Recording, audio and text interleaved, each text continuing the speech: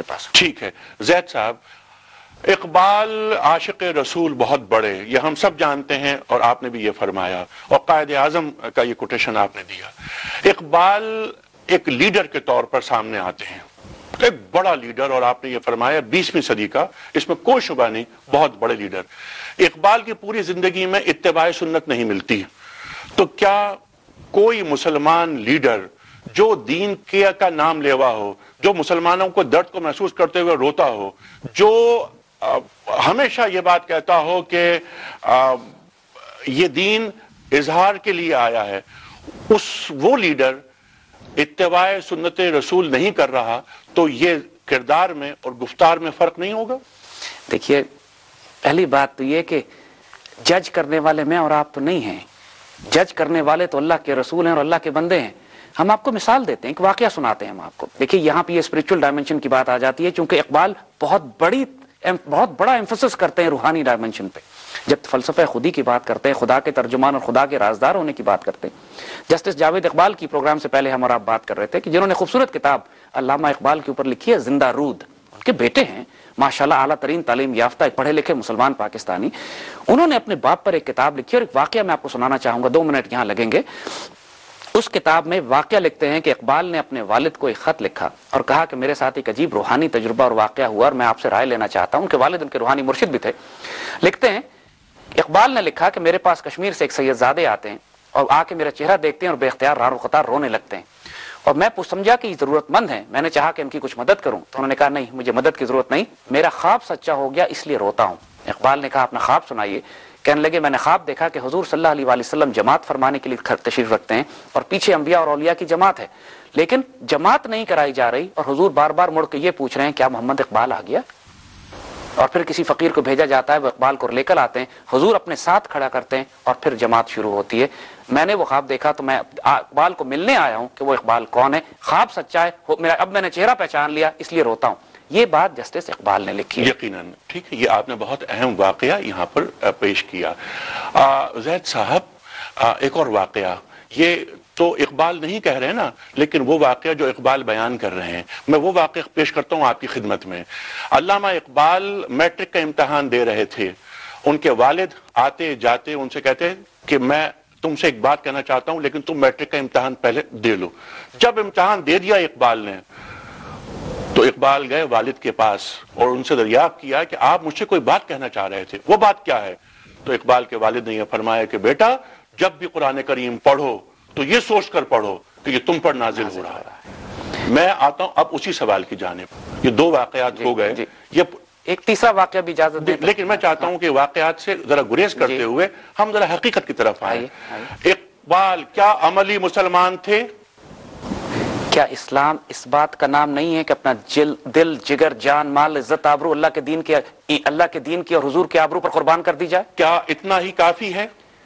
یہ فیصلہ اللہ کرے گا، ہم کسی کے ذاتی کردار پر جج نہیں کرتے ہیں. ٹھیک ہے، لیکن بالکل یہ فیصلہ یہ تو بندے کا اور اللہ کا معاملہ ہے. لیکن جو عزت اللہ نے دی ہے، جو عزت اللہ نے ان کو دی ہے، جو خیر ان کے وجود سے نکلی ہے، اور جو اللہ کے بندوں نے ان کے بارے میں مشاہدات لکھے اور واقعات لکھے ہیں، اس کے بعد جرت کسی کی نہیں ہونی چاہیے کہ اقبال کے ذاتی کردار پہ کوئی بات کرے. اور دوسری بات، کردار بھی پاک تھا ان کا. اقبال میں کردار کی بات بالکل نہیں کر رہا، میں تو یہ بات کر رہا ہوں کہ قل ان کنتم تحبون اللہ فاتبعونی یحببکم اللہ. اللہ تعالیٰ یہ فرماتا ہے قرآن کریم میں، قرآن کریم اللہ تعالیٰ نے ایک نعمت کے طور پر ہر مسلمان کو دیا، بلکہ پوری کائنات کو دیا. اقبال عاشق رسول ہیں. اقبال کہتے ہیں کہ میری تمام شاعری کا مرکز قرآن کریم ہے. ٹھیک ہے، اور قرآن کریم کی یہ آیت میں نے کوٹ کی، اتباع سنت رسول یہ دینی تقاضا ہے. کیا اقبال اس دین تقاضے پر پورے اترے یا نہیں اترے؟ 2000% پورے اترے. جو امتوں کو تبدیل کر دے، قوموں کی تاریخ تبدیل کر دے، جو حضور صلی اللہ علیہ وآلہ وسلم کے دین کے احیاء کر دے، ایک پوری قوم اور ملک اور سلطنت قائم کر دے، امت کی عزت اور آبرو کا پہلا مرکز قائم کر دے، وہ سنت کے بغیر کیسے ہو سکتا ہے؟ آپ سنت کو صرف داڑھی سمجھتے ہیں کیا؟ نہیں، داڑھی سے پہلے کچھ چیزیں اور بھی ہوتی ہیں. داڑھی اگر رکھ لے آدمی تو اس نے ایک سنت پوری کی اور ایک سنت موقدہ. لیکن نماز کا حکم، ٹھیک ہے، نماز جو جس سے عشق کر رہے ہیں اقبال نے نماز پڑھ کر نہیں دی. یہ آپ سے کس نے کہا؟ جی کتابیں نہیں، غلط بات ہے. اقبال تو خود اپنی شاعری میں بھی کہتے ہیں کہ ان سے تو یورپ میں بھی جا کے تہجد کی نماز نہیں چھوٹی. آج سحرگاہی کی بات کرتے ہیں وہ. ٹھیک ہے، یہ کس نے کہہ دیا؟ ٹھیک، لیکن جتنی کتابیں لکھی گئیں اس میں کہیں پر یہ بات موجود نہیں کہ اقبال پنجگانہ نماز ادا کرتے تھے. کیا آپ کے علم میں ہے یہ بات؟ یہ بات قطعاً ڈسپیوٹڈ اور اختلافی ہے، لیکن وہی بات کہ یہ لوگوں نے ان پر یہ الزام لگایا کہ وہ شراب پیتے تھے، لوگوں نے ان پر یہ الزام لگایا قادیانی تھے، امٹیریل بات ہے. اس لیے کہ ہم جو یہ دیکھ رہے ہیں کہ یہ سارے بہتان اور الزام ہیں، کیونکہ جو خیر اور برکت اور فضل اللہ تعالیٰ نے اس وجود کے ذریعے امت کے لیے جاری کی ہے وہ اس قدر اور چلیے اگر گناہ کیا بھی تھا تو میرے مالک سے کیا بعید ہے کہ سارے گناہ، کس نے گناہ نہیں کیا؟ کیا ہم نعوذ باللہ خدا بن بیٹھے ہیں کہ انسانوں پر فتوے یہ لگائیں گے کہ کس نے گناہ کیا اور اس کے ساتھ اللہ کیا کرے گا؟ ٹھیک ہے، یہ بندے کا اللہ کا یہ بندے اور اللہ کا معاملہ ہے. اس نے امت کے ساتھ کیا کیا اس نے امت کے ساتھ خیر کی، خیانت کی؟ اگر اس نے حضور کی امت کے ساتھ خیر کی ہے اور خیانت نہیں کی ہے، ہم کون ہوتے ہیں اس پہ رائے دینے والے؟ اور اس پہ اللہ کی قسم علامہ اقبال نے جو امت کے ساتھ خیر کی ہے، جو حق ادا کیا عشق رسول کا، بڑے بڑے جید علماء اور فقراء اس کے قریب نہیں بھٹک سکتے.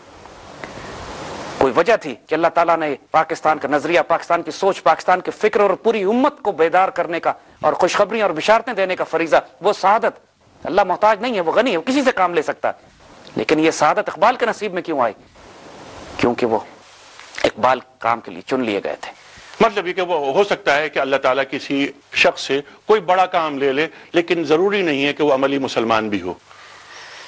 علامہ اقبال عملی مسلمان تھے، جس کو ہم عملی مسلمان، کیا یہ عملی مسلمان نہیں ہے؟ ہمارے یہاں لوگوں نے بڑی بڑی سنتیں پوری کی ہوتی ہیں لیکن دل پتھر کے ہوتے ہیں، زبان سخت ہوتی ہے، نہ شرح صدر ہوتا ہے، نہ امت کا درد ہوتا ہے، نہ اللہ کے رسول سے عشق ہوتا ہے. جو دین کی وزڈم ہے، جو دین کی ایسنس ہے، جو دین کا روح ہے کہ محمد سے وفا تو نے تو ہم تیرے ہیں. یہ جہاں چیز ہے کیا لوح و قلم تیرے. اور محمد بے رسانیت کہ دین ہما ہوا است، حضور صلی اللہ علیہ وسلم کے قدمین شریفین تک پہنچو کہ دین وہ ہے. اگر وہاں نہیں پہنچے تمام بولا بھی است. ہم لوگوں نے دین کا مفہوم جو سمجھ لیا ہے کہ صرف ظاہر پہ الجھ گئے، دین کی بہت بڑی ڈائمنشن. ٹھیک ہے، نہیں میں ظاہر کی بات میں نہیں کر رہا تھا، میں اتباع سنت رسول کی بات کر رہا ہوں جو دین کا تقاضا ہے. جو اللہ کے رسول کے دین کو قائم کرے پھر ہم اس کو کیسے کہہ سکتے ہیں کہ وہ اتباع رسول پہ نہیں ہے؟ ٹھیک، یہ تو عجیب بات ہے. ٹھیک، یعنی جو امت کو کھڑا کر دے، جو مجدد ہو جائے وقت کا، ٹھیک ہے، اس کو یہ کہنا کہ وہ اتباع رسول پہ نہیں ہے، پھر کیا مفہوم ہے دین کا ہمارا؟ ہم کوئی مذہب ہے کیا؟ ٹھیک ہے، ہم دین ہیں. ٹھیک ہے، تو آپ کا یہ فرمان یہ ہے کہ علامہ اقبال اتباع سنت رسول سے سرشار تھے. ان سے غلطیاں کوتاہیاں ہوں گی، وہ جانے، اللہ جانے، لیکن جو انہوں نے کام کیے ہیں امت کے لیے، وہ سوائے ایک ایسے شخص کے جو خاص وقت کے اس غیر معمولی رول کے لیے سلیکٹ کیا جائے اللہ اس کے رسول کے دربار سے، اس کے علاوہ کسی کے لیے ممکن نہیں ہے. ٹھیک ہے زید صاحب، یہی بات رہے گی جاری. اس وقت ہمیں جانا ایک بریک کی جانب. خواتین حضرات آ رہے ہیں ایک چھوٹے سے بریک کے بعد.